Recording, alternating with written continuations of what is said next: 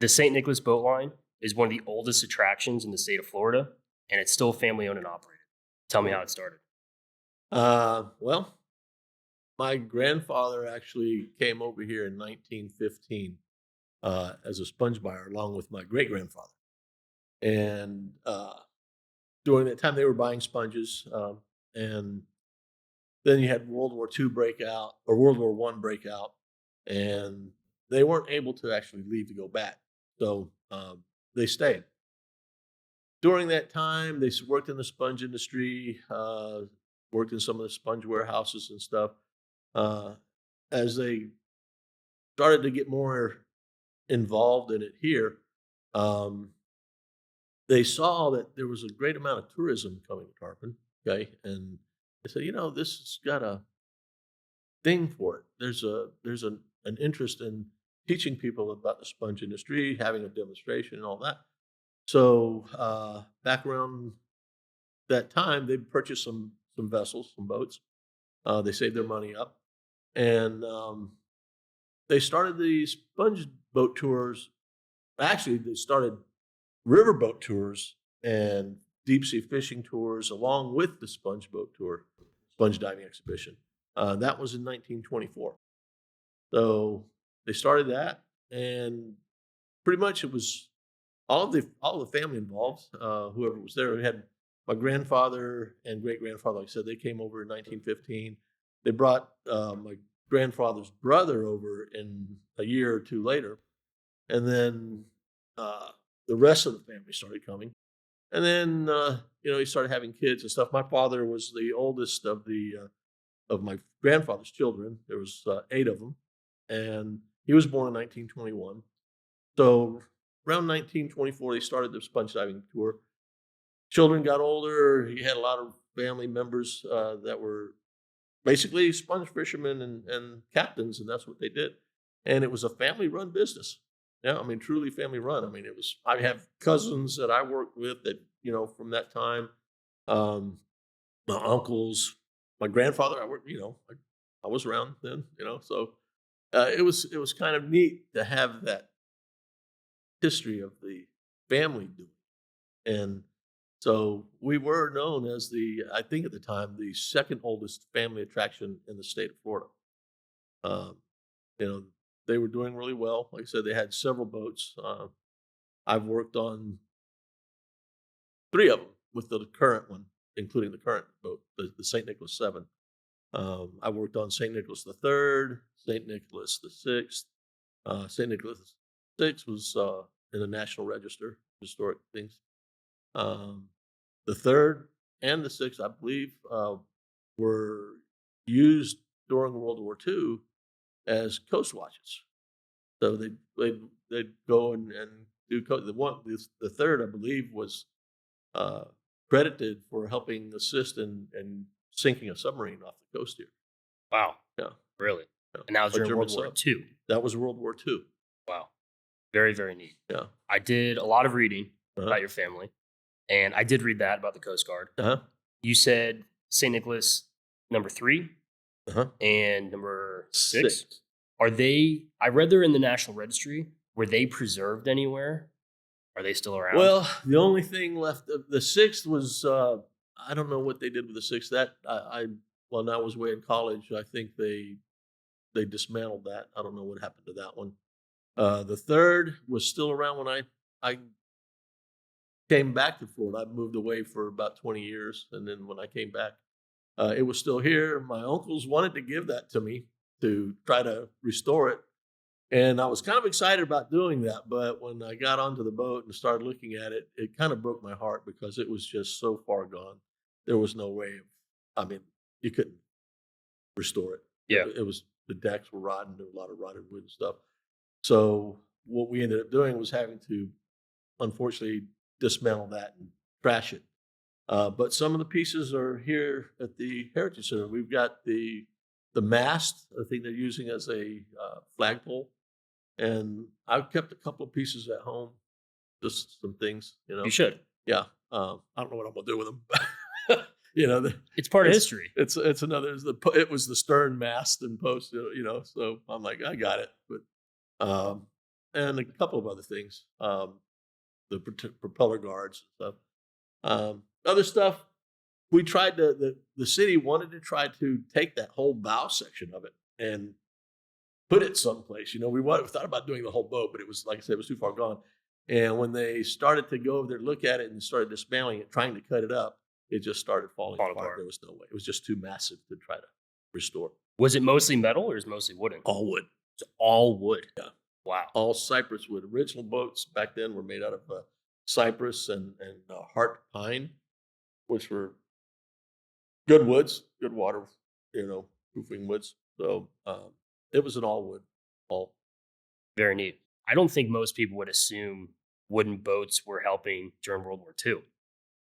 They think Yeah. about these big battleships and Well, there was, Warships. and I'm sure there were several of the boats in Tarpon Springs that were used that way.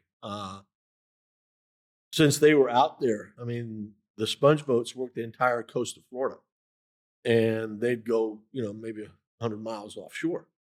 So they were out there, and there's no need, why not take advantage of an extra boat out there that could, report stuff. I mean, it's not like they actually went out and sank anybody, but they reported sightings and stuff like that and assisted in that. So, very neat. They did their part. yeah, and there was, back in those days, there was probably 100 boats or so, out there in the Gulf Yeah, all sponging. of sponging. Explain why so many Greek migrants came to Tarpon Springs. Well, basically because of the sponges. They sponging had been going on here prior to that, but the system that they were using to harvest sponges back then, when we first started sponging here, the original sponge hook boat fishermen, we call them, actually came up from Key West. And, the sponging industry, these sponges had been discovered here in Florida around 1820. They were doing their sponging, basically using what we call a hook boat method. And all that was they had a guy in a little dinghy, a couple of guys in a dinghy with a glass bottom bucket and a long pole with a hook on the end of it, kind of like a potato rake. And they would just go along the bottom of the shallow areas and put the bucket in the water, look for sponges. Whenever they spotted one, they just hook onto it with a pole and pull it up. Well, that's the system that they had. That's the only way they could do it without diving. Now, over in the Mediterranean in Greece, they were actually free diving, to get their sponges. So they dive into the water. But these guys down in the Keys, I guess because it was shallow, they didn't get into the water. But they found some sponges up here around 1870 off the coast of Tarpon. Some of the I think the crab people that were doing crabbing along the coastline here found some sponges. The word got out. The people down in the Keys started coming up here with the hook boats, and they were doing their sponge hook fishing up here. Well, around 1870, the Greeks were using the diving apparatus with a hard hat helmet that was developed around 1837. They started using that around 1870 or 1860s, actually, In Florida. in the Mediterranean, Oh, okay. in Greece. Okay. Yeah, they started using the first sponge divers were using a hard hat were in Greece in the Mediterranean. That was around 1860. Okay. After the discovery of the sponges here off the coast of Tarpon, there was a local sponge merchant here whose name was John Cheney, who, as his business was starting to grow, he was having a hard time filling his orders. Couldn't get a lot of sponge quick enough. So he just happened to have a Greek sponge buyer at that time, around the 1890s, who was from Greece, that as he was buying sponges, he saw the way they were harvesting the sponges here. And he said, there's a better way to do this. And at that time, like I said, they were using the diving helmet and diving for sponges. Okay. Well, he brought a couple of guys over. They checked the area out. They went into the deeper waters. They found a lot of sponge out there. At that time, the Greeks in the Mediterranean were having a little bit of a hard time too. So he said, you know what? Come on, bring them on over here. And they started coming over here around 1905. So that first wave of Greeks that came over here around 1905, that was about 500 men came. Wow. Yeah. because of the sponge diving apparatus that they had. The helmet and system was more efficient. They could harvest more sponges a lot faster. They were able to work deeper waters for better quality sponge. So it just was made for them. I mean, they just came over here, and then they just overwhelmed the city with the Greeks. That's where we got our Greek heritage from here in Tarpon. Was they all came over here? The culture. The culture. Yeah. Very, very cool. So when your grandfather and your great grandfather came over, did they ever dive themselves? No, they never dove. Gotcha. They were actually sponge merchants over in Greece and the Balkan countries. So they were just buying sponges. They were very They just familiar. came over to buy sponges, but they knew them. Sure. Yeah, they knew the system. But at that time, they never thought about bringing the diving suit over here. Well, that was already coming here, but when they came, they were just buying a lot of sponges and stuff. And then they saved up. Did they start with 5 boats? They worked their way up to 5 They boats. worked their way up. Yeah. They started with a few boats, 2 or 3 boats, and then just add on. They had, like I said, they had St. Nicholas, obviously St. Nicholas 1, 2, 3, 4, 5, 6, and now 7. But they also had some other boats. They did some, aside from the sponge diving tour, they did what we called a jungle river cruise. Okay, where they had a little flat bottom, and it may have been a glass bottom boat, where they would go upriver, because back then, in those early days, it was all ancient back here. It was all historic Florida. It was all pine trees and sawgrass and stuff like that.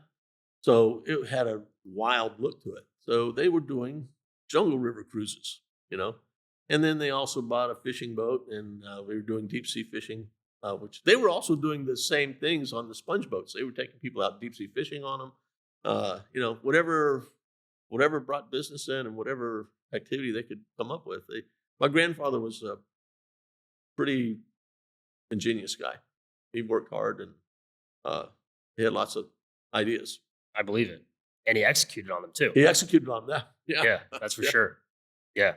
So how long did St. Nicholas Boat Line do fishing? And then when did they transition to strictly do sponging tours?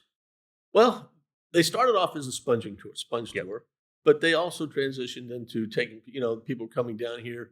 Tarpon Springs was a kind of a recreational resort area at the time. And so people wanted to go out fishing. So they were taking people fishing on the sponge boats at the same time. They'd take all the gear off, they'd go fishing. So they did a variety of things. Very neat. And what part of Greece did your family come from? Well, historically, the island of Kalymnos, Greece. Okay. But my grandfather was actually born and raised in Athens, Greece. Okay. And his wife was from Athens. So, but the history of the family is rooted in Kalymnos, which is a little island where a lot of the sponge fishermen came from.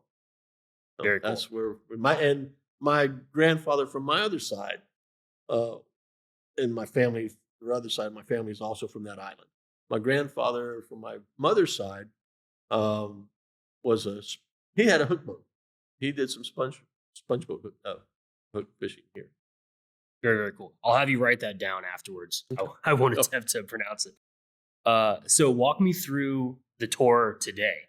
How has it evolved, and kind of tell me what people experience today? Well, today's times,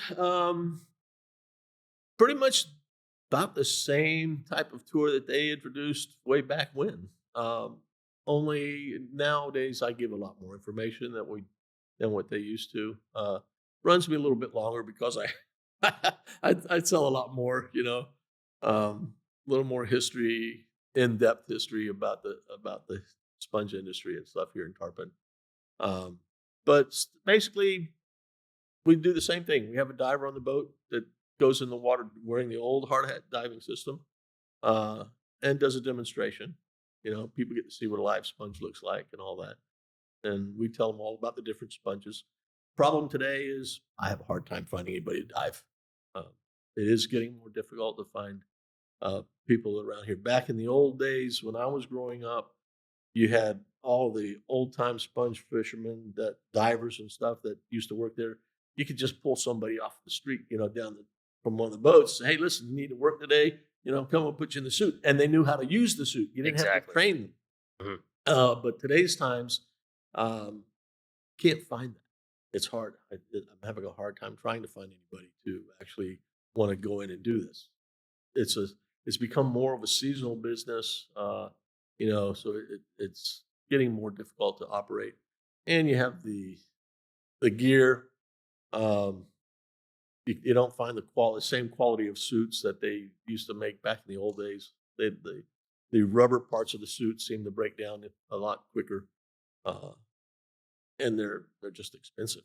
I mean, a dive suit, just the canvas portion of the dive suit, costs me now close to $3,000. Wow.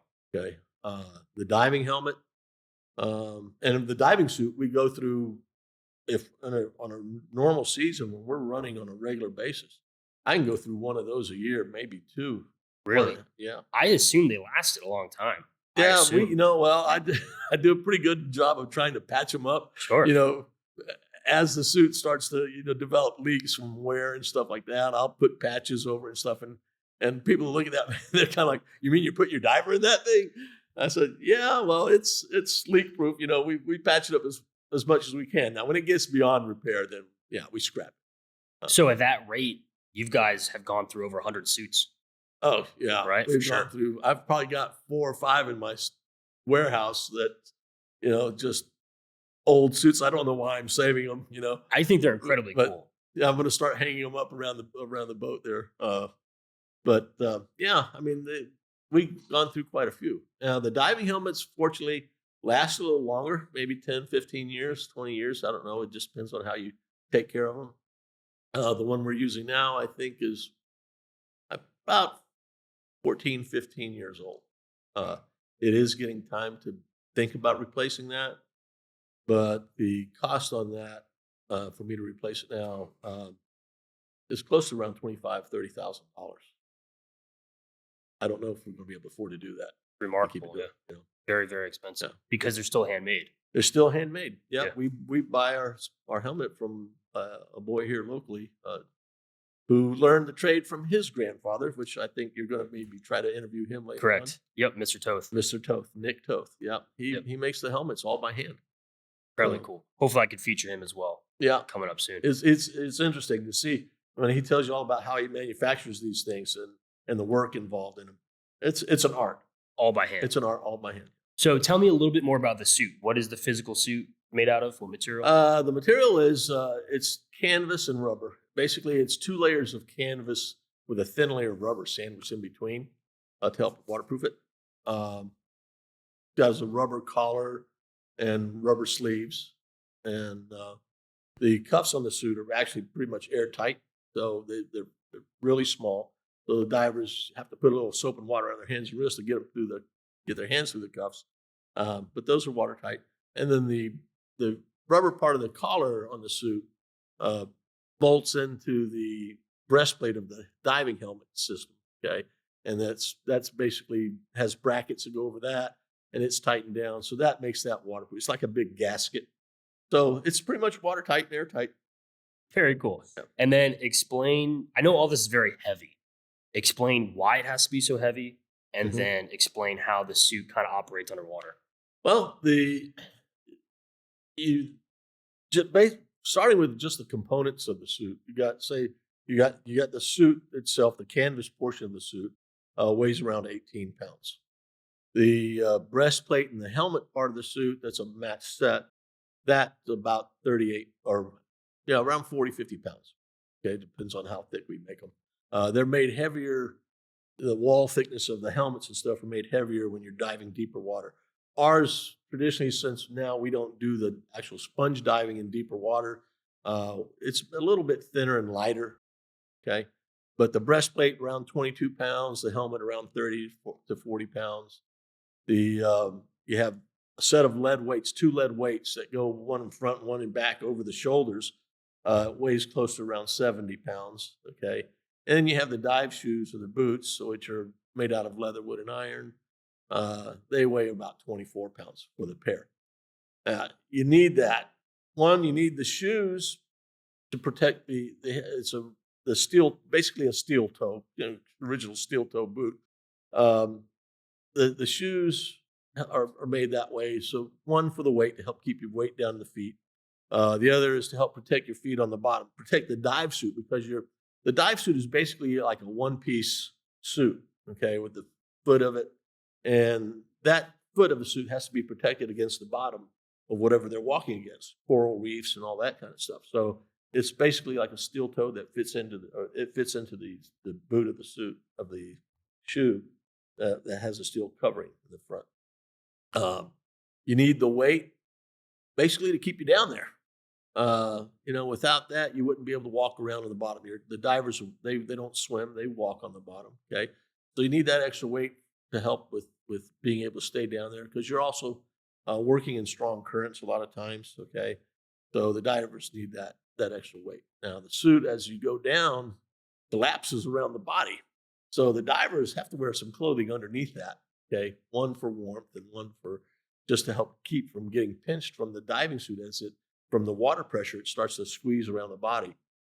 So that's how that works.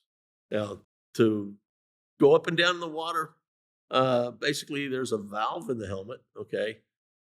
It's basically like a little spring-loaded piston. And what the diver does is when he's wanting to go down, he deflates the suit by pressing on that valve with his head inside the helmet there. That opens up, air comes out, diver sinks. When he wants to come back up, takes his head off that valve, it closes, the suit fills up with air, and he pops back up to the surface like a big balloon. Wow. I didn't know that part. How much do they inflate? They look like Quite a bit. Now, here's an issue that I've had actually working on the sponge boat tour. I had a diver that was a pretty big guy. Okay.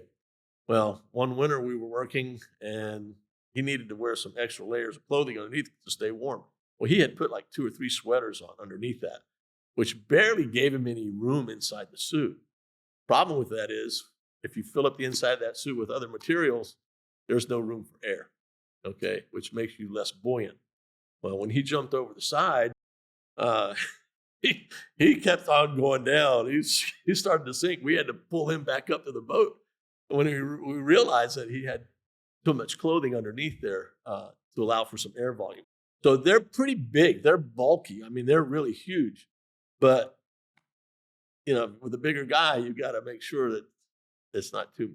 I was going to ask, are they fitted or it's like a height thing? So the suit. It's not fitted. It's just basically like a big canvas sack, with legs and arms. But I'm sure you could be too big or too small. You could be too big. You can never be too small. Can never be too small. Never be too small. That's why my uncle would tell me, he says, never order anything but an extra large. They do come in sizes, okay? Extra large and a large. I don't think they make anything smaller. They do come in sizes, but anybody can wear a larger suit. Bigger guy can't wear a smaller suit. And basically, the differences in the chest size is pretty close to the same. The difference is the torso from the crotch to the upper part of the suit, where, if you've got a tall guy in there, I maximum height I can get somebody in there is somebody maybe 6'1", 6'2", depending on how bulky they are. Skinnier is easier, but if they're big and stuff, you're not getting in the suit. But, my uncle, like I said, my uncle always told me, just buy an extra large. Everybody fits in the extra large. Incredibly cool. Yeah. Could the diver communicate in any way to the boat? The only means that we had to communicate with the boat was basically a line attached to the diver that we would call the lifeline. It's just a polyester line or whatever they used. Okay, we use polyester because it floats. Signals, just tugs on the line. That's how everybody, they'd have a set of signals. 1 for one thing, 2 for something else, 3 for something else. Rapid succession of hits, maybe an emergency situation SOS, or something like that. But yeah, they use a series of tugs, kind of like Morse code in a way. And then explain the tube, the air, the hose. Explain how that works, how long it is, and well, on our commercial sponging boats, they try to have anywhere from 300 to 600 feet. Back in the old days, they try to have as much as they could because, if you're diving in 200 feet of water, you got to have a lot of hose. So we don't use that much on the sponge diving tour because we don't need to take up the space. It's a big hose. Okay, it's not like some of your smaller things that they use today with a small diameter hose that's maybe a 3/8 inch diameter or something like that, or a 1/2 inch diameter. Ours is like about 1.25 inch diameter, outside diameter, with about a 1/2 inch to 3/8 inch inside diameter tubing or opening, and that's kind of bulky. So we on our boat today that we carry about 150 feet of hose. Now that can be a problem if you're working in windy conditions.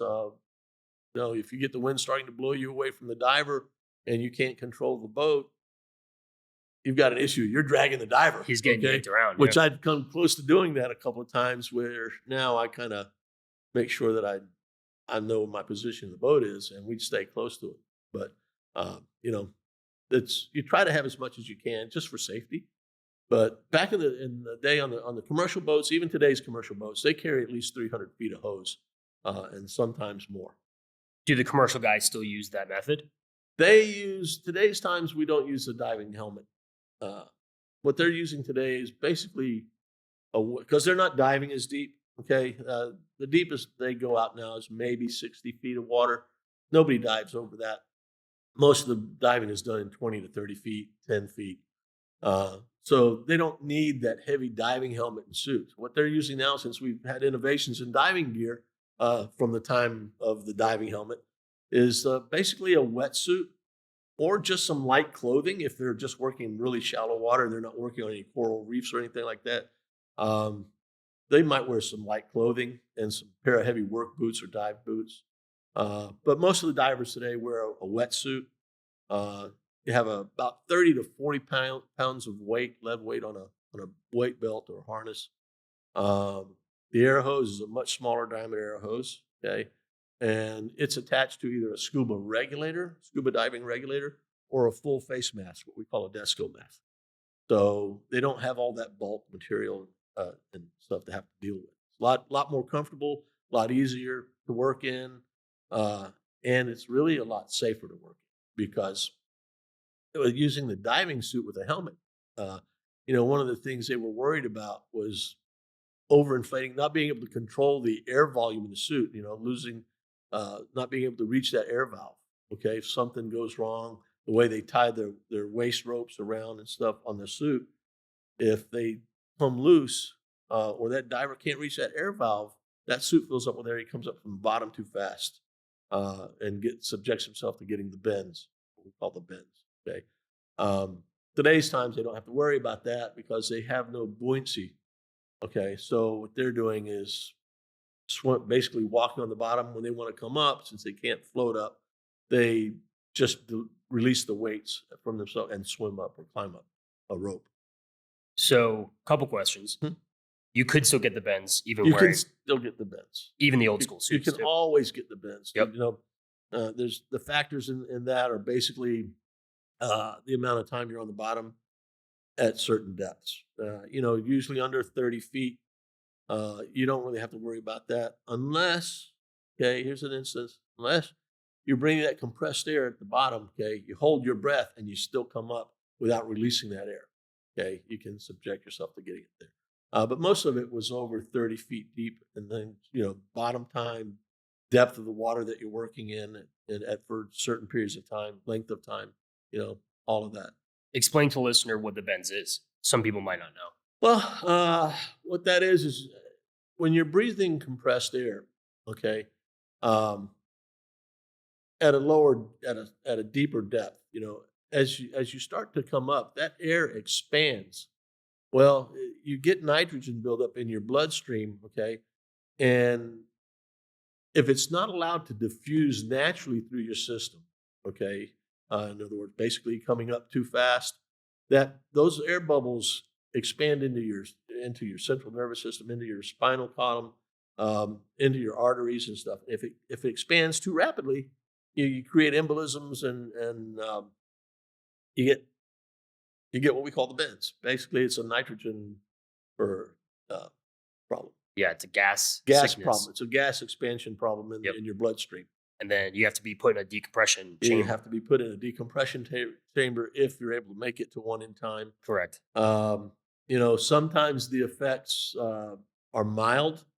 You can have a mild case of it where it may go away. You might develop blotches on your skin, stuff like that. From the like kind of like a rash.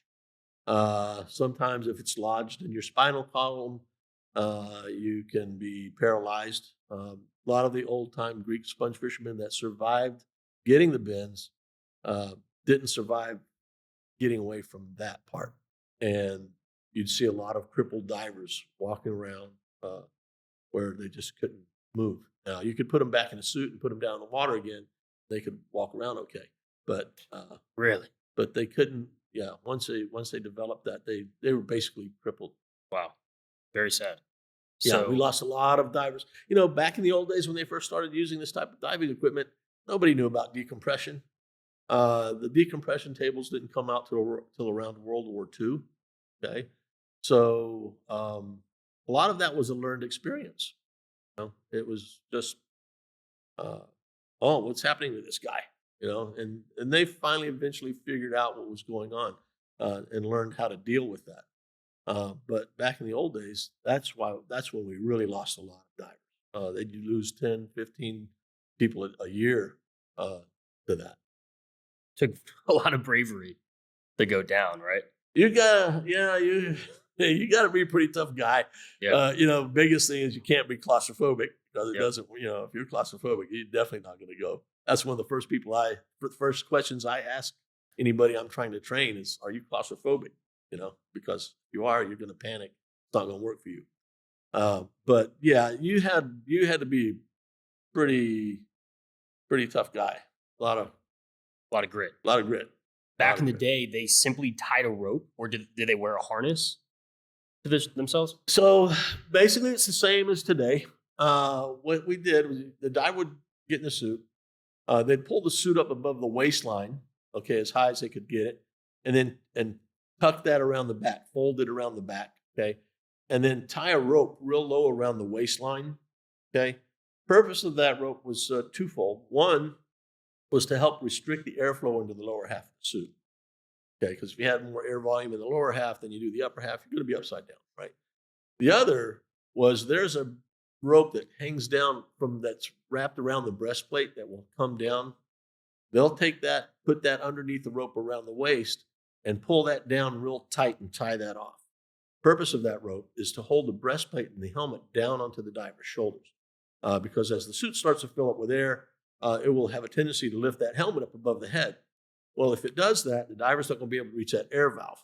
Okay, if he does, he can't reach the air valve. No control over his buoyancy in the water, which is some of the things where when they had an accident in that rope came loose while they were diving. If they didn't tie it properly, if that came loose, that helmet comes up above the head. Up they come. They're coming up from the bottom way too fast, and they subject themselves to getting the bends. So that's how that part of the suit works, that diving system. Remarkable. Yeah. I couldn't imagine because I read they used to work between 100 and 200 feet below the water. Below. Would they bring any type of light source to see what they're doing? No light. They would usually you can see fairly well. Really? If you've got cloudy water conditions, for instance, after a storm or something like that, and it's really dirty, a lot of times they just wouldn't dive in those conditions. But they had plenty of light. You could see enough to look, because the sponge is pretty obvious to see down there. Yeah. You can see them. And then they kind of used to rip the sponges back in the day. Okay. Describe how that works now. Back in the day, we used what we call a sponge hook, okay? Basically like a potato rake, a little 4-prong hook, okay? That they would go down. What they do is they would just put the hook on the other side of the sponge and just kind of hook it from the base and just rip it loose from the bottom. And they would just pull it off of there. Sometimes they'd have a knife and help cut it if they need to. Today's times, they're not allowed to do that. Today's times when you're harvesting sponges, you have to actually cut them loose from the bottom, okay? So what they'll do is they'll take a knife, slice across the base, and leave a base of the sponge intact. Purpose of that is to make sure that we're leaving something behind. Back in the old days, when you tore sponge off of the rock or whatever it was attached to, sometimes you'd have a little piece of sponge still left there to regrow. Okay, but because of environmental concerns, think that maybe we weren't leaving anything behind. We were now required to cut them loose at the bottom. So we go slice it off there, you leave the base of the sponge there, and that skins over and regrows. Could sponges be planted in theory? You can transplant sponges. Yes. Yeah. You can transplant. Actually, there's a lot of people doing that now. There's some, I believe it's over in Indonesia, where they're doing what we call sponge farming. And they're not even planting them on the bottom. What they're doing is they're just taking little cuts of sponges and hanging them from a string and just several pieces of sponge on there. And then just got, a few hundred yards of sponges hanging and growing, and then they just go back and harvest those. It's been done here. There's actually, I think the University of Florida is doing a study, has been working on that, trying to repopulate areas with sponges. So they're taking pieces of sponge and transplanting them in different areas, attaching them to the rock. They start to grow, and it is sustainable. You can do that. It reminds me of the clothing line. Yeah, but it's underwater. That's basically what these guys were doing. Yeah, hanging out sponges. Yeah, pretty cool. So there's 4 types of sponges, right? There's several. There's, I don't know, hundreds, thousands. Oh, okay. Species of sponge. Okay, wow. There's only 5 of them that we have there's 5 of them that we would go after for commercial harvest. Now there's only really 4 that we go after. One of them, what we call the wire sponge. It's not really useful for anything, but back in the days, I used to use it as a packing thing. But today's times, there's really 4 different types of sponge that we harvest for commercial use. And when I say commercial use, some of them are basically for decoration and stuff like that. Explain those 4 that are still commonly used. Okay, so the primary sponge that we go after is what we call the wool sponge. Wool sponge has a black skin covering it. Okay, the wool sponge is basically your probably your best quality. It's your most absorbent and your most durable. Okay, softest texture. So that's the premium sponge, the wool sponge that we harvest here in Florida. Okay, so that one is used as for bathing, car wash, utility use, any cleanup, because of the durability of the sponge. Good quality wool sponge could last you several years in use if you take care of it. So that's primarily our best quality sponge. The second one that they go after is what we call the yellow sponge. Yellow sponge has kind of a reddish brown skin color. That one there, used for the same purposes, it's just not as durable. It's not as soft a texture. So you can use either one of those for the same things, but the wool sponge outlasts and outperforms the yellow sponge. But the yellow sponge is a cheaper, more inexpensive sponge. Okay, basically, like I said, car wash, home use, stuff like that. The third sponge, the other sponge, fourth one, what we call a grass or vase sponge. That one has a white skin color. It's basically looks like a little vase, okay, in there. They use that one back in the old days when they first started getting those. They would cut 1 and 2 inch squares off the top ends of those and use them as a cosmetic sponge or shoe polish applicator. That kind of faded out with the modern stuff coming in, people coming up with other synthetic things to use. So now it's primarily a decorative kind of thing, a souvenir thing. So people can, you can do all kinds of stuff, make planters with them, do whatever, nice home decorations. The other sponge, a finger sponge, that's kind of it's an orange color when we get that on the bottom. That one's just a decorative sponge. Okay. Back in the old days when they first brought those up, it had an acid in the sponge that we would use like a cleaner. They would use that to clean the diving helmets, the glass in the diving helmet. They'd use it as a detergent, like on the to wash the dishes, on the pans and stuff on the sponge boats. Hmm. But today's times, it's just a decorative thing. Very cool. How fast do sponges grow? Um, different sponges grow at different rates, but basically around half inch in diameter per month is what they estimate those at being. It kind of varies depending on the depth of the water it's growing in. So a little deeper water, they grow a little slower.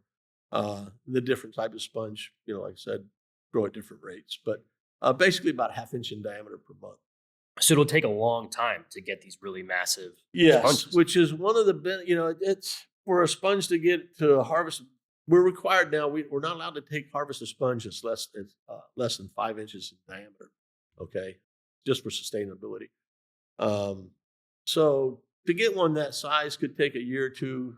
Depending on where it's growing. Um, as they get larger, then that rate kind of slows down a bit. Okay, so to get a good size sponge could take years to get a good size sponge, which is one of the benefits to cutting the sponges instead of pulling them from like we used to. Now that you cut it, whatever that base size is that you leave behind, that sponge skins over and start kind of like a kid. You ever get one of these Jiffy Pop Mhm. popcorn pans where you put it on the stove and you shake it, it kind of expands. That's kind of how it grows. It kind of expands up like that. So the larger the base, the larger the sponge you're going to have in a shorter period of time. Doesn't require that same length of time to grow to that same rate, that same size. Greater surface area Yeah, to start from. Explain to the listener, once the sponge is taken from the ground, what's the life of the sponge? So obviously it has to get on the boat. They carried nets, right? Okay, divers? so the sponges, as we're harvesting them on the bottom, once they cut them loose, they're collecting them in a big bag. When they'd get a bag full of sponge, they would signal the lifeline tender. He'd send down an empty basket. The diver would pull that down to him. He'd swap them out, and then they would pull the full one back to the boat. Okay, so once they got the sponges into the boat, there was a process to clean those. What they would do is they would lay them on the deck, and they still do it the same way. Okay, they'd lay them on the deck, and they would stack them 2 high, 3 high, 4 high, whatever space they allowed for. Okay, and they would cover them with a heavy burlap material. Today's times, a lot of guys use blankets. Okay, they'd cover them with a material, and they would wet them down a couple times during the day. Okay, to be able to keep them moist, because as the sponge starts to decay, that animal matter, it's going to start breaking down. It's going to start coming loose. Basically, what you're buying in the stores is the skeleton of the sponge. Okay, so the animal portion of the sponge is an animal. It's not a plant. Okay, the animal portion of the sponge is actually like a skin or membrane that covers the exterior surface and throughout the inside. So to break that down and to remove that, they're stacking these sponges in piles, okay, covering them with a burlap material. They're wetting them down a couple times throughout the day. Now, the process of cleaning a sponge takes around 2 or 3 days, 4 days, just depends on the temperature outside. So that animal matter starts to decay and break loose from the skeleton, starts coming loose. So 2 or 3 times a day, they'll wet those to keep it from drying. Because if you let that skin on the sponge totally dry, you're not going to be able to get that off. Okay. But they will also rotate and flip the sponges around to kind of cook them evenly, so to speak. Is what I say, cook them evenly, so that animal matter decays uniformly. Okay. They'll also, after about 2 or 3 days, when that animal matter starts coming off, they will take those sponges. They'll beat them on the deck. They'll slam them. They'll stomp on them. They try to pound all that stuff, that animal matter, out from the inside of the sponge, and anything on the exterior surface, they'll just take a knife and kind of scrape it off. So the process, like I said, takes 2 or 3 days, a little longer in the cooler months. They get all that animal matter out of the sponge. They'll rinse them out real good, make sure they're clean all the way through. If the process needs continuing, they'll just keep doing it some more. Once they get it all clean, they'll rinse them out, squeeze them out, and they'll hang them up to dry, or they'll put them in large sacks and hang them up to dry, and then store them in their storage areas on the boat till they get enough sponge to come in and sell. Very cool. And then they kind of trim them like haircuts, right? Yeah, make 'em- today's time, what they'll do is We sell sponges in a couple of different ways. Okay, one is what we call a form, which is the whole sponge without being cut. Okay, the other is cuts. Basically, on the larger sponges, they're able to cut those into pieces. One, they make more money that way. Okay, because you get more pieces of sponge, so they're able to make more money that way. So they'll cut them into sizes that they might need for a customer. Certain customers may want a certain size range of sponge, handheld size, smaller sizes for some other use. It all depends on what the particular use that's intended for the sponge. They'll cut them up to that size How and trim expensive them. do sponges get? How what? How expensive do natural sponges get? Oh, this is the bad thing. Sure. Okay, the sponges are it's a very labor intensive process to get these things. And so there's a lot of time and money involved in getting the sponges. So compared to the synthetic sponge, they're quite expensive. Okay, so a large wool sponge, say maybe an 8 to 10 inch diameter, could range anywhere from $30 to $60 on a wool sponge. About half that for a yellow sponge. Um, so it all depends on again the size and the quality. Okay, what they're looking for in the quality of a sponge is basically that it's solid all the way through. The deeper water sponge seem to have a heavier density in them. They got more body to them.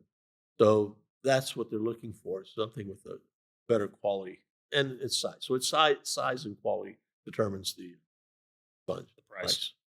How have you seen the industry change over time? Uh, well, I think basically, I don't know if you'd call it change. It's just everything's done the same way as it's been done for hundreds of years. The difference is you just don't have the people to do it. Nobody wants to get into this kind of business anymore. It's labor intensive. Uh, the younger generations, they're happy getting on their computers and stuff. This is more of a traditional hand-me-down thing because from the islands where we're from, that was their industry. That's what they knew. Here in the United States, you still have people doing it, but it's getting difficult because you can't find anybody that wants to do this kind of work. Even though the demand is there Even though the demand is there for the natural sponge. Yeah, it's not. The life is not easy. If you really want to make money in it, the boats when they go out today's times, they go out for a few weeks at a time, a month at a time on some of the larger boats. Back in the old days, they'd go out a month to 2 months at a time. So it's not much for family life if you're doing it on a steady basis. Now, when the boats go out, they go, like I said, 2 or 3 weeks, a month at a time. They're gone away from home. They come back in.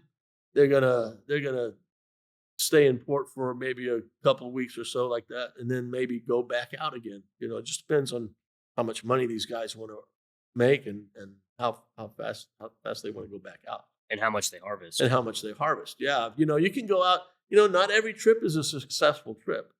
Back in the old days, you'd go out there and they might fill up a boat in a few weeks, or they might be out there, like I said, for months to try to get enough sponge to make their trips worthwhile. Sometimes they'd get out there and they'd come back with very, very few sponges because they just couldn't find good areas. Back in the old days, when we had 100-something boats, there was a lot of competition, wiping out a lot of the sponge areas. So they'd have to search all across the Gulf to try to find the sponges. So, they would have a hard time then. So it's a hard life. You're gone away from home a lot. Cleaning the sponges is not fun. Okay, they smell bad. You're just handling sponges all day long, and you kind of, it's a lot of work. It's not, because every sponge is handled, I don't know, maybe a dozen times before it's actually gets to the consumer. So when we get them on the boats, we clean them on the boat, but then there's another process that they go through when they get to the sponge buyers that purchase the sponges. They're going to take them to their warehouses. They're going to run them through a couple of cleaning solutions and then cut and trim the sponges. So there's a lot of manual labor involved. It sounds just like commercial fishing. It's just another extension of it. It's basically is. It's another extension. I'd say I would say a little more work as far as cleaning the sponges. Cleaning the fish is one thing, but cleaning the sponges, it's it's a longer process. Uh, so yeah, it's the same thing. It's fishing. I wasn't considering staying out to sea that long. How many guys would be in these crews? You know, that was determined basically by the size of the boat and the length of time that they were planning to be out there. If you're going to be going for a month or so at a time, uh, you'd want to have more divers on the boat. Okay, not necessarily crew members, but you'd want to try to have more divers. Sometimes the divers were crew members. Sometimes they didn't they didn't want to do the cleanings. But you'd probably have anywhere from 4 to 8 men on the boat at a time. Sometimes on the longer voyages, back in the old country, these guys would go out with maybe a dozen guys on the boat, you know, and they'd stay out for longer periods of time. Back then in the Mediterranean, they didn't just sponge around the Greek islands. They would also go all the way to the north coast of Africa, okay, which you're talking a long journey. Yeah. Very cool. Yeah. That's just a lot of time on the boat, and then you It's got a lot of time on the boat. You got to be, you got to be tolerant with your shipmates. I was thinking about sleeping quarters, eating. There's no getting off. Well, the sleeping quarters they'd hold about 6 to 8 people down below, comfortably. So they'd sleep in shifts or whatever. They'd sleep a lot of times. Like when I've gone out a couple of times with my uncle, I slept on the deck. It was too hot, and in summertime down here in Florida, it gets hot. I'd just sleep on the deck because it was a lot cooler. Until the smell of the sponges chased me down below, which you never really got away from that. My uncle told me, he said, when you go sponging, take a set of clothes with you that you're going to throw away because it would just impregnate. The smell would impregnate your clothes, and you don't want to keep those. You just throw them away. Just work clothes. What's your earliest memories of Tarpon and the St. Nicholas boat line? Well, I grew up here on the sponge docks as a kid. I mean, that was our family business. And earliest memory, I remember when we also had the fishing boats. I remember I was like 3 or 4 years old, 5 years old, and the boats would be going out, and I'd be in the back room of the store there, and I'd watch the boats going out, and I'd want to go with them, And when I turned, I guess around 8 or 10 years old, I used to work on the sponge docks. I wasn't working on the boats then. I was helping my grandfather sell tickets. I'd go out there and try to hustle people into buying a ticket to go on the boat ride. And that's the way I grew up. It was doing that. But then, as I graduated into my teens, I started to work on the boats as a deckhand, basically on the tour boat. I never really did any commercial sponging other than a couple times that I went out with my uncle back in my later teens. It was nice growing up here. The lifestyle was hard for the sponge fishermen, but it was a clean life. It was good, honest work, and I grew up with that. That's what I remember growing up with that. I guess that culture, sponge fishing culture. Very honest. Yeah, honest. Did you ever go diving? Did you mention? I only got in the suit once. Yeah. Not because I didn't want to. I actually got certified scuba diving to learn about the safety and stuff of diving, and that was while I was in high school. But my family wouldn't let me do this because they knew of the hazards and the dangers of diving. That was the main reason I never got into it. I had to get one of my uncles to put me in the suit when nobody was around and let me dive in it. Which I probably would have stayed doing that, except that my parents stressed education. You get educated, you go off, you learn something and become something. And which is really what my grandparents thought. when they came to America, they wanted to be American. They wanted to get in, basically assimilate to the American style of living, and culture. And they wanted their children to become educated. Okay, this was their goal. They wanted to learn, wanted them to learn to, and not to have to do the sponging uh, as a life as livelihood, because they were proud people, and they worked hard. Uh, we grew up with that same philosophy of working hard for what you get. You don't nothing's given to you, and if you want to get ahead, that's what you had to do, and that's what they stressed. Was my grandparents tried to educate everybody, the children and stuff, to become something. Um, Fortunately, some of them preferred the sponge fishing business. A couple of my uncles and my dad. My dad was a boat captain. All my uncles and cousins and stuff, they were all captains. Boats. But that's what they grew up with, and that's what they knew, and that's what they stayed with. A lot of them did it out of necessity. They did it out of necessity. They did it because they loved it. They liked that lifestyle. Um, it's kind of an adventurous lifestyle. You got some freedoms. Uh, you're out there doing your own thing. You're out on the water. That's when you grow up like that, it's kind of like a lot of the seafaring people from all countries. That was what they knew, and that's what they loved, and that's what they did. Did you get to work with your grandfather? Oh yeah, I work my, you know, I used to complain a lot because, well, like I said, I started working. I worked side by side with my grandfather selling tickets and stuff. He'd try to teach me things, um, and then eventually getting onto the boat, working as a deckhand on the boat. And he would pay, but they wanted you to learn something, okay, and they wanted you to learn the value of a dollar. Okay, that it just doesn't come that easy. You work for it, and you respect that you've had to work for that to be able to get ahead. And so when he paid me $1 a day. And I'm like, you know, these other guys on the boat, they're making, back then this income was the salaries were lower, so $10, $15 a day, $20 a day, and he started me off at $1 a day. And I'm like, well, no, you're going to learn the value of a dollar. Boy, I sure did. I mean, I was tight. I never spent money, but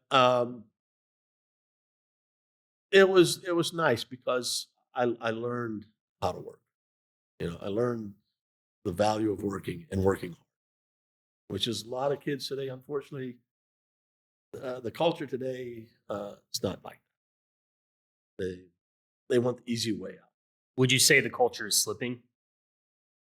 Yes, I believe it is. Yeah. I don't like to say that, but it is slipping. Like I said, nobody wants to do this type of work as far as the sponging stuff. Nobody wants to do this kind of stuff anymore. I have my son. Of course, he wasn't raised here.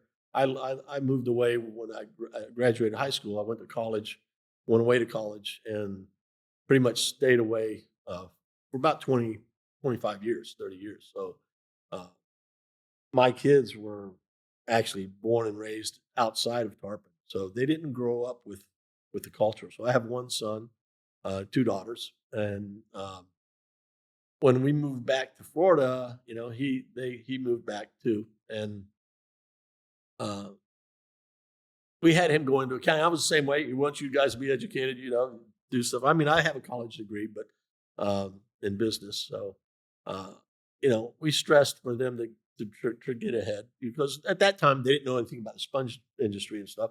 They didn't grow up here. They weren't involved in it, and it wasn't a way of life for them. They didn't know anything about it.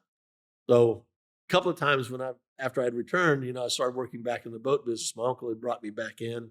Um, he said, come to work for me, and start learning, because you're the only one left to take over the family business. that's a heavy load. I'm like, I'm kind of not retired, but it's not what I wanted to do. Uh, uh, at the time when after I moved back, I like, I'll do it. I'll help out, try to keep the family thing going. And so here I am, still doing it. But I had my son come to help me a couple of times. Said, Johnny, come and give me a hand. I'm short a deckhand today. Come and jump on the boat and help me do it. And he did it a couple of times. But he said, Daddy, it's not for me. He said, my education. I said, I can make a lot more money doing something else that what I'm more interested in doing. And that's where it's slipping away because, the opportunities, you're not going to make a lot of money sponging. If you own your own boat, you're still going to work hard and you're going to make some money, but you're not going to get rich. You're not going to be going out with millions of dollars. Now, if you're as a sponge merchant trader, wholesaler or something like that, yeah, these guys, they're making pretty decent money at it, but they're buying the sponges from somebody. Okay. Now, if you've got a boat, do your own thing, you got another company on the side, you can do that. But it's hard to do all that together. You can't do it all. It's too much work. The sponging itself requires you to be gone and a lot. Okay. So, like I said, you don't make a lot of money doing it. You make a living. Okay. And it's a good living. It can be a good living, but you're not going to make a lot of money. And the deckhand, the divers will make a little bit more money than deckhands. Deckhands, basically, it's for people that don't have I would say don't have the education. They don't have the drive to go out and do other things. It's somebody that just wants to hang around the docks, be a sponge fisherman. But they could love boating. They could love fishing. You can love boating. You got it. That's it. You got to, and that's not everybody's made for the office. I mean, sure. Some people are outdoors people. That's they want to do something outdoors with their own hands, and that's what they like doing. Yeah. Some people join the Navy. Some join the Army. Right. That's right. Yeah. My dad joined the Navy. I went to join the Coast Guard, but when I went, the office was closed. So I said, nope, that's it. That deterred you quickly. Yeah. I didn't go. I ended up staying in college and graduating from there. Tell me more about your dad. My dad. My dad was a pretty tough guy. He never compromised on, never compromised what was right between right and wrong. He always did the right things. He worked hard. He loved the sea. Like I said, he grew up with it. Okay, when they had the boats, he became a boat captain. He joined the Navy right in World War II and was in there for till the end of the war. Came back. That's when they purchased another fishing boat that they did deep sea fishing charters on, and that was in, I guess, the 50s. Sometime in the 50s. I was born in 56, so they had that somewhere around the mid 50s or so. I remember when I was growing up, going out on the boat with him, from 6 years old, fishing with him on that boat. But he was a hard worker. He worked hard. He worked that business. Later on in life, they ended up getting a gift shop. My mother. He married my mother, who was born in Greece. Came over when she was 7 years old. But we basically ran a gift shop for a while. But he was always a captain. I remember him even when I was in high school. He would work with some of the charter fishing boats when he didn't have his own boat. He'd work on those.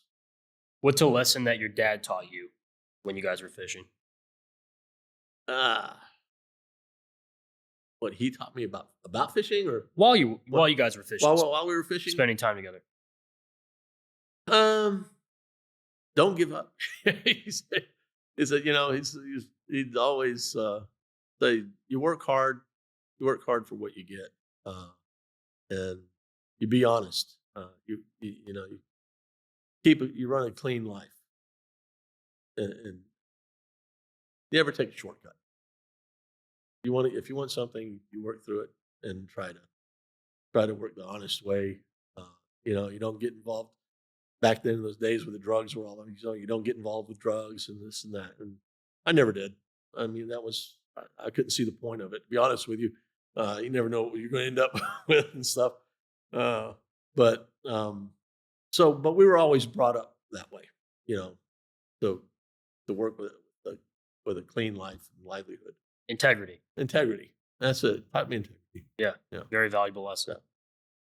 Did you ever plan on joining the family business? Was that ever in your imagination? Kind of maybe back in my younger days is when I didn't really, when I was in high school, first year of college, I never knew what I wanted to do. I'm like, what are you going to do? I don't know. That's like I said, I went to join the Coast Guard. They were closed. So I said, well, never mind. A buddy of mine and we went to go join together, and he went back. He said, well, we'll come back. I said, no. I said, that's a sign for me. I'm not going. No, it's kind of wish I had gone just to experience that and to be able to serve, but I was going to college at the time, so I didn't do it. But I, I just wanted to do something else at the time, and there wasn't, at that time there was a lot of family members involved, so it's like not a whole lot of room for, Sure. I still had all my uncles alive that were running the business, my father and cousins and stuff, and so it wasn't really a goal. It's not like it was my father's business and we were the only ones involved. It was the whole family involved. So they were running that. So I went away to college and got educated. I never thought I would actually come back and run the business. I mean, it was all kind of as I was getting older and stuff. My brother was running a tour boat business here at the same time. He was also helping with running the sponge boat business. My brother was like 5 years older than me. And when I had moved back, I was working with my brother a little bit. And then the idea of, taking over, because my brother and I have other cousins that had worked a little bit in the business, a couple of times in the summer times, school breaks and stuff. But they never worked it like my brother and I had, because we were the oldest male grandchildren, and we grew up. And my summer times, 7 days a week down there. I never got to go to the beach with my buddies. My dad said, "You're going to work and you're working on the boat," and that's what I did from about 14 years old till about 18, 17. My summers were all on the sponge boat, tour boat. And that's all I did. I never had days off, stuff, except for when I was in school. So when I came back here, after I moved back to Tarpon, my brother, like I said, he had a tour boat business. He was running that. I started working with him a little bit in that, and we were the only two left. Well, my brother unfortunately, he was killed in a boating accident on the river here. And all that kind of fell apart. And I was doing, actually, I wasn't even working. My wife had a job at one of the local banks here. We had started a mortgage company about the time they had the mortgage crisis. I'd got a mortgage broker's license. And we had started that, but that didn't go well because of the housing crisis. So she continued working with it. She got a job with a bank, local bank, and she was working there. I started working with my brother until he was killed. And then my daughter had her first child, which she didn't have anybody to watch the baby. So I'm like, you know what? I'm not working. Why don't I watch the baby for a couple of years? So I started watching the babies. That was what I did. I was taking care of my granddaughter, which we were fortunate enough to be in a financial position where I could do that. And so I watched my granddaughter because I didn't want her at the time. You know, you're hearing about all these babysitters and stuff, child care facilities that didn't care for the kids. And I said, you know what? No, I'll stay home. I'll take care of the baby for, until you come home, and then I'll go do whatever. And so I did that for a couple of years. Then my uncle grabbed me one day. I was driving by the boat down there. He says, "What are you doing?" I said, "Well, I'm watching the baby, not doing a whole lot right now." He goes, "You need to come over here and start learning and taking over the business because you're the only one left in the family to be able to do this. Because I'm getting old. I can't do this stuff anymore. I need somebody to start taking over." And so I said, "Okay, I did it." I started working down there on the boat line with him. Um, and I had gotten my captain's license at that time, so I started running the boat tours and stuff too. But so here I am. That's it. Kind of evolved back into I started where or back into where I started from. Exactly. Which it's nice. It's nice to try to keep that legacy going. And now, like, I'm like, okay, I'd like to find some way to retire at some point because it is like it's getting more difficult to find employees. Uh, we're not building another boat. Okay, there's no more sponge boat builders around to build a boat. My dad uh, had this one built while I was away, living away, and this is it. So there's no more sponge boats. Historical style sponge boats. Okay, the regular traditional style sponge boats. Nobody to build those anymore. Uh, so we're not looking to rebuild another boat. This one, it's 35 years old. It's not going to last forever. I'm doing a pretty good job of maintaining it, keeping it up, and it's still got some life to it. It's still a little ways to go, but at some point, you got to say do you when do you call it quits and stuff. So I'm trying to keep going as long as I can. Of course. And it could also evolve. And it can evolve, it could be a different but boat. there's nobody else in the family wants to do this stuff anymore. I've be honest with you, since I've had hard times getting a diver, it's evolved from having a diver on the boat to do the demonstration to just a regular tour boat ride, a boat ride down the river, uh, explaining all about the history and stuff. It's a nice historical boat ride. And then what we try to do now, just for entertainment, is put one of the customers in the dive suit, not to go into the water, but basically to just get dressed up and get a feel for it.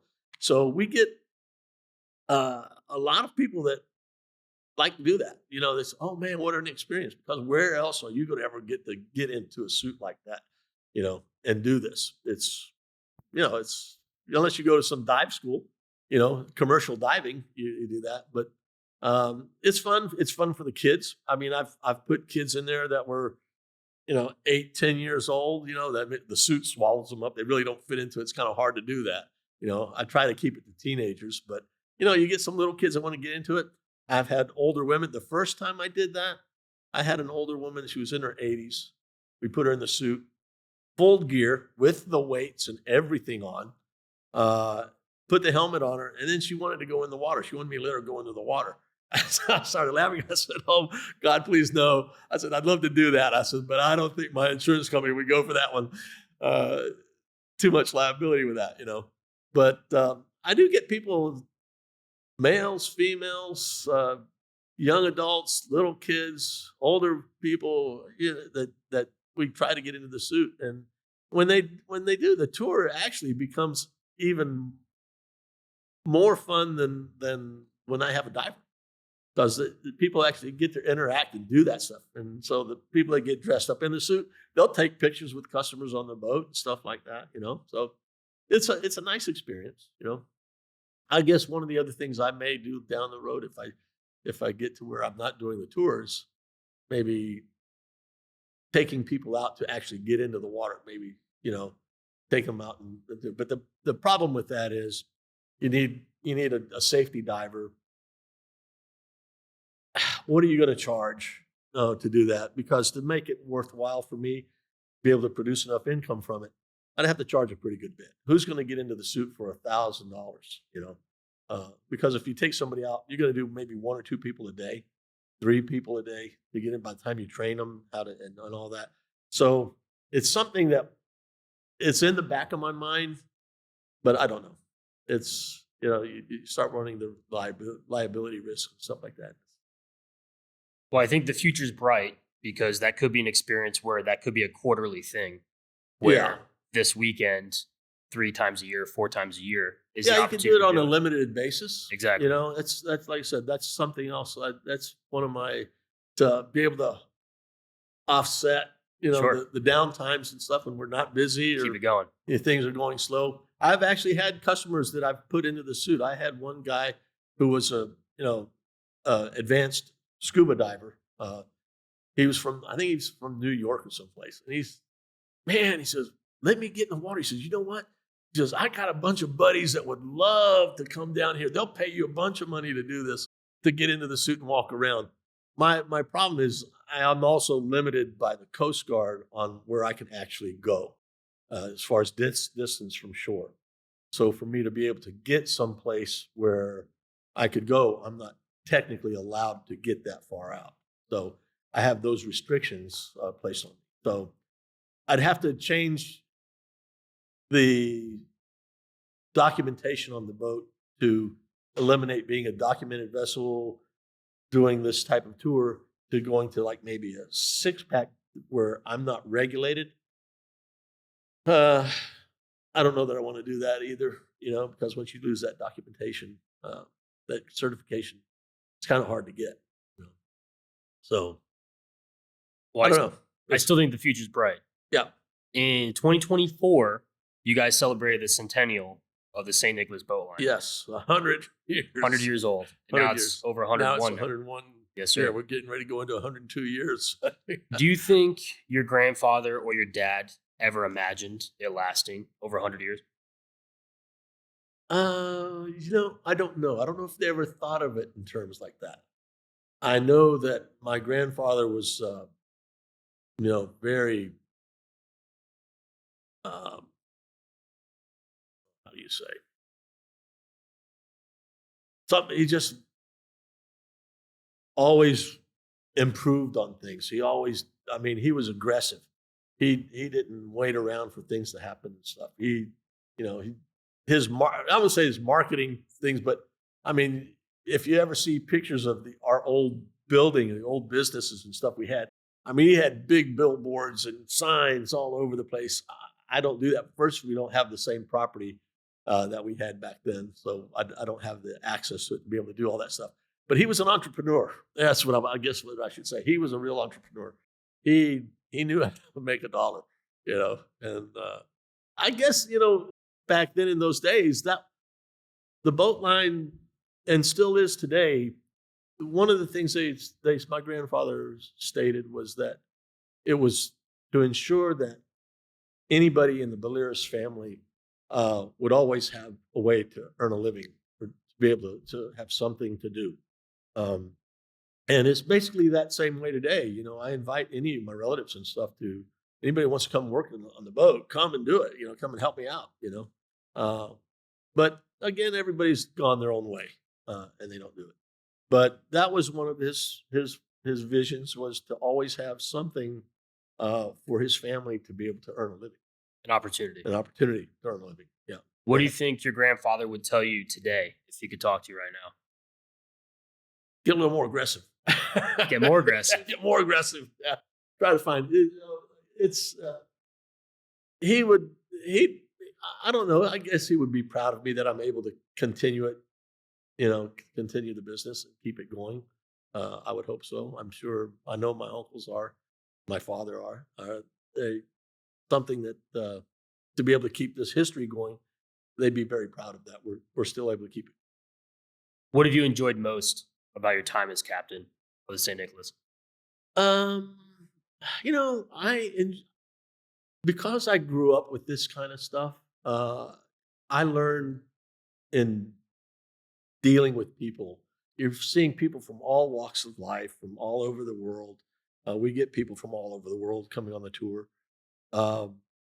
It's nice to be able to meet these people, talk to them, on a one-to-one, just like buddies and stuff. Like I said, I grew up, my father I learned from my father that, whenever he had customers and stuff, he was just learn how to talk to people and generally deal with people. It's not like I said, today's times you see the kids today, they're sheltered. It seems like they're stuck to their iPhones and whatever, and they don't know how to communicate with people. On a friendly basis. You see somebody, you go put your arm around. Hey, how's it? People get offended. Today. So you go put your arm around somebody. You got to watch who you do that to, because they get offended about it. They don't like that. Back when I was growing up, that's what we did. That's a Greek way. Hey, come in and put your arms around somebody or give them a hug or whatever. And the older generation still appreciates that, but the younger generation, some of them are kind of funny about it. And so I enjoy communicating with the people, talking to different people about different things. I have people that come back year after year. They bring their kids, their grandkids. I've had people on the boat say, "Oh, my father brought me here when I was a little kid." And I'll be honest with you. There's a couple of people that I'll bet if they were here in the summertime in the '70s, they're probably on the boat when I was on there. Yeah. So it's kind of cool. But we get people coming back, bringing their children and grandchildren just for the experience of it. So I'm on that. I can keep it going, so they can learn a little bit about the culture of the sponge industry, the history of the Greeks here in Tarpon, because there is a lot of culture there. It's pretty deep. Yeah, it's a heritage. The heritage, Right? Yep, Exactly. the heritage. What's your favorite part of Tarpon Springs? Oh, my favorite part of Tarpon Springs, it's the water. I mean, like I said, I grew up on it. I love the water. I'm an outdoors person. I like hunting. I like fishing. I like anything outdoors. And Tarpon it's all waterfront. So it's from growing up with it. That's probably what I like most about Tarpon. And the still, it's the small community that really is the big thing too. It's a small community. Um, you're still dealing with all of the local people that we grew up with. The neighborhoods are nice. It's just the community aspect of it. It's warm. It's a warm community. It's authentic. It's authentic.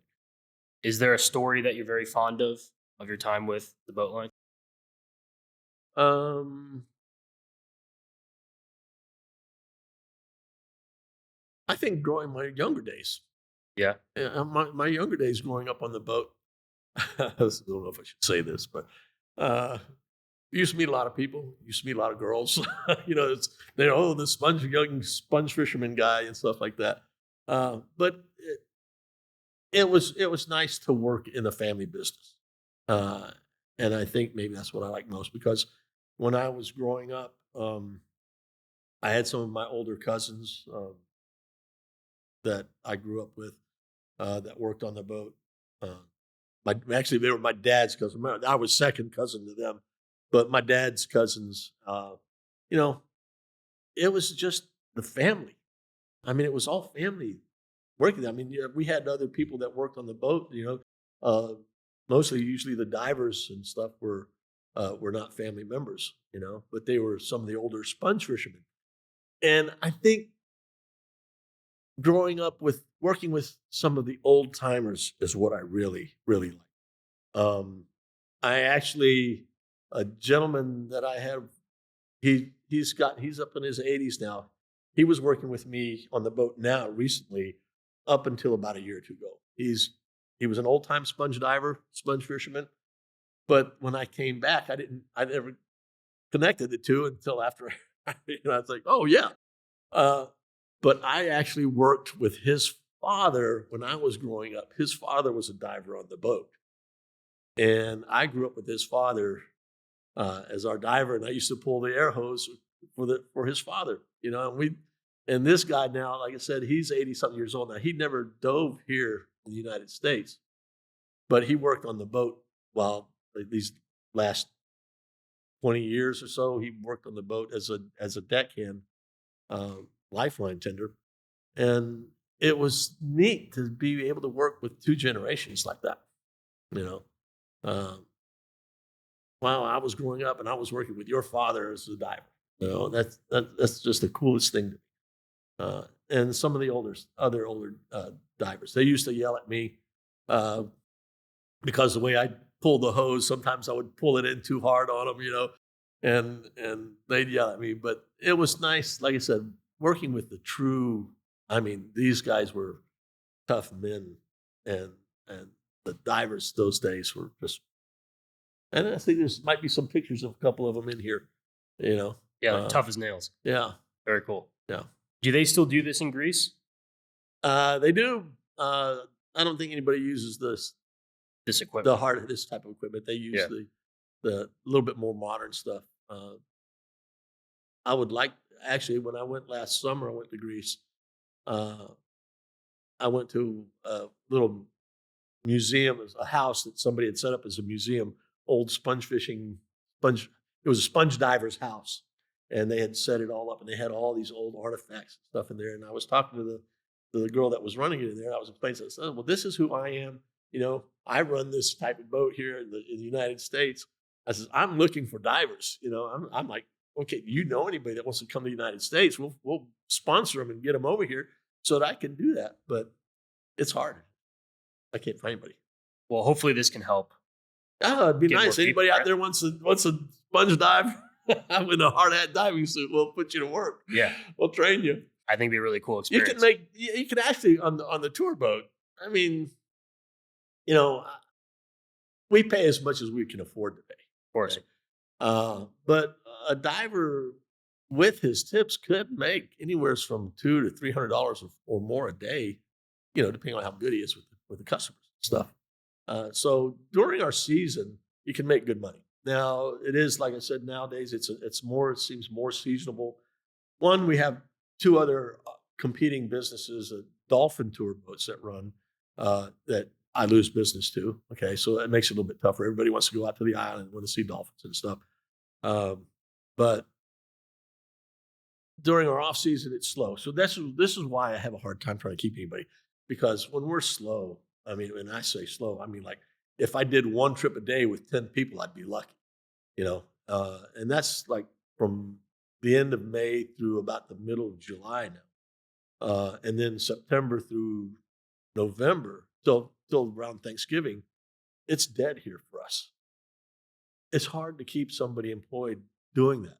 Like I said, back in the old days, you had all the old timers. You could say, "Hey, you come and work today, this and that." You don't have that anymore. I mean, people need to earn a living. You can't offer that. Now, if they're able to save their money, they can make a pretty decent living. And if they were here, if I had a diver full time, I guess I'd be running more often. So they wouldn't make as much money during the off season, but they could offset it during the seasonal parts of the year and make pretty decent money. Hopefully this can But- help you do that. Well, we'll try. So you just answered it. You do tours daily, right? We try to operate daily. Yeah. You know, weather's a factor. It depends on the weather. If we're able to run, seasonal issues and stuff like that. But during our season, we pretty much run 7 days a week, with the exception of the weather and maybe somebody doesn't show up. Some events. Yeah. For the people listening, how can they find you? How do they get tickets and sign up? And Well, you can look us up online, St. Nicholas Boat Lines. Find us there. Right now, this is one of my problems, is that I'm not real good with the social media stuff, and we don't have a lot of money to spend in social media. And a lot of people do online ticket sales. I don't do that simply because I don't know when I'm going to be offering a tour with a diver or not. And it's hard. People buy a ticket. They want, "Oh, we're buying a ticket for a diving exhibition." They come here and find out I don't have a diver. They get upset with me. So basically, it's purchase your tickets at the counter when you come. You know, call ahead. You know, you can call us to find out what days we're operating. Pretty much, like I said, during our season, which is the winter time, we're operating pretty much 7 days a week. Off season, it just depends on how it's. so definitely call ahead. Just call ahead. You can call me. I answer the phone. So Yep. You know, George. I keep a mobile phone with me. It's the only phone we have for the business. So I keep that. If I don't answer, please leave me a message. I will call you back. Or you can email or text us. Yep. We have a Facebook site. I don't monitor that. I have one of my family members kind of looks at that. Awesome. But Very, very cool. Well, I have a gift for you. I didn't tell you that beforehand. no, I write all my notes at Field Notes. They're a really cool company. They're made in the US, and it's one I really want to support. So everyone gets a small Field Notes. oh, nice. They fit in your pocket. They're really cool. Thank you. I can use that. I appreciate it. I hope so. I can use that. Yeah. I know that one's colorful. Yeah. They teamed up with Hat Show Print Company. They're a really old print company out of Tennessee. Uh-huh. So that print was a poster, and they used that print for the Uh-huh. outside. So it's pretty cool. It's Thank you. patriotic, red, white, and blue. And they fit in your pocket. And I just find everything we've talked about today, just the old way of doing things, handwriting, Handwriting. notes. The battery's not going to die. Yeah, You know what I mean? and that's my thing. You know, It's textile. I get busy sometimes, and I'll sit there and I'll start to I'll put a note on my phone or something like that, and I forget. And then my bad habit is, you know, I'm going through flipping things, and I don't know, big clumsy fingers or something. I delete stuff by accident. Yeah. And I'm like, oh my God, what did I do? You know, so I try to take notes, written notes, as you know, when I Often as you can, can. just because I don't lose it. You know. And it changes things when you write it down. It helps you remember. Yeah. So I do all my notes by hand, Uh-huh. and I wanted you to have that. So Thank really, you. I really very appreciate much. it. It's good.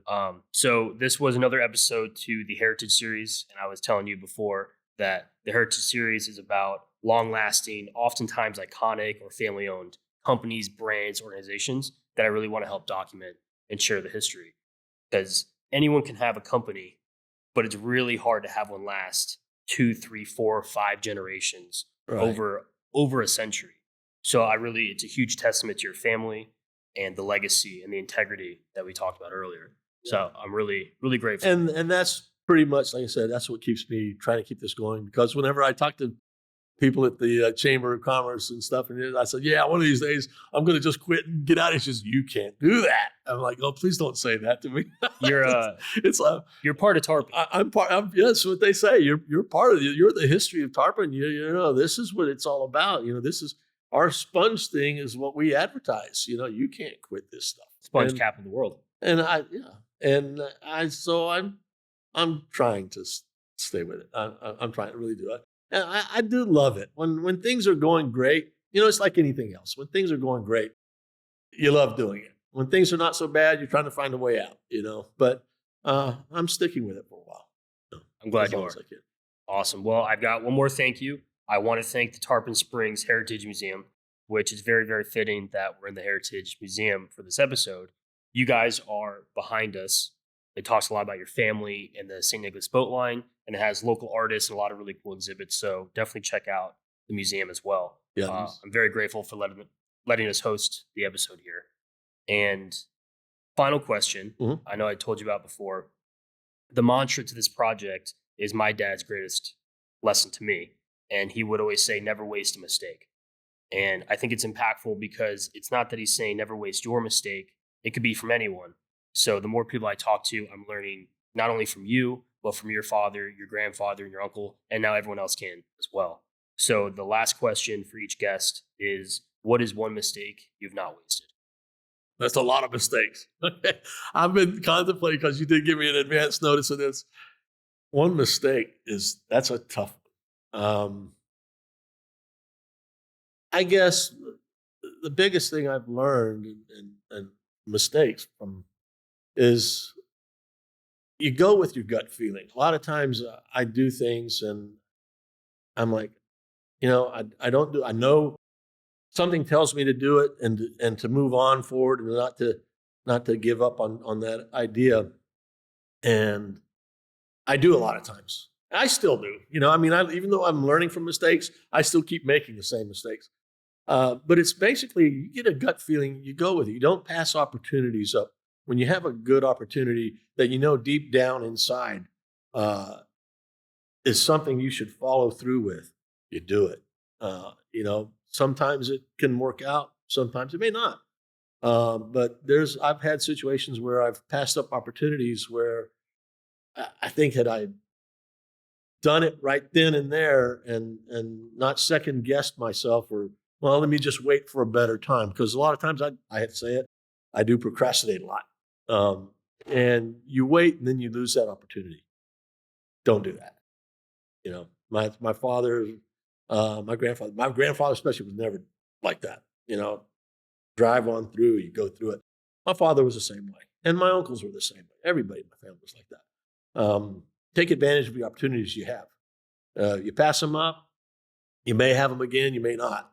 You know, so that's pretty much what I've learned, is to try to go with your gut feeling, and if you feel something's good, you go with it and stick to it. Beautiful lesson. You're the best.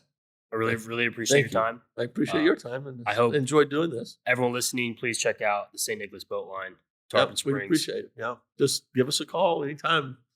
Sounds great. Hopefully, we can get you on a tour. It's you learn a lot. I mean, you know, it's a boat ride, but at the same time, if you come to Tarpon Springs. This is what a lot of people come to Tarpon Springs, and they come because of the history of Tarpon. You know, why not take that tour that's going to tell you about it? Okay. You know, you come here to learn something about the history of Tarpon. You see it live hand. You're on an original style sponge boat and stuff, and you're learning something that you're not going to learn anyplace else. Very unique. Yeah, really is. Well, I really appreciate your time. You're welcome. Thanks so much. We enjoyed doing this. Thank you. All right.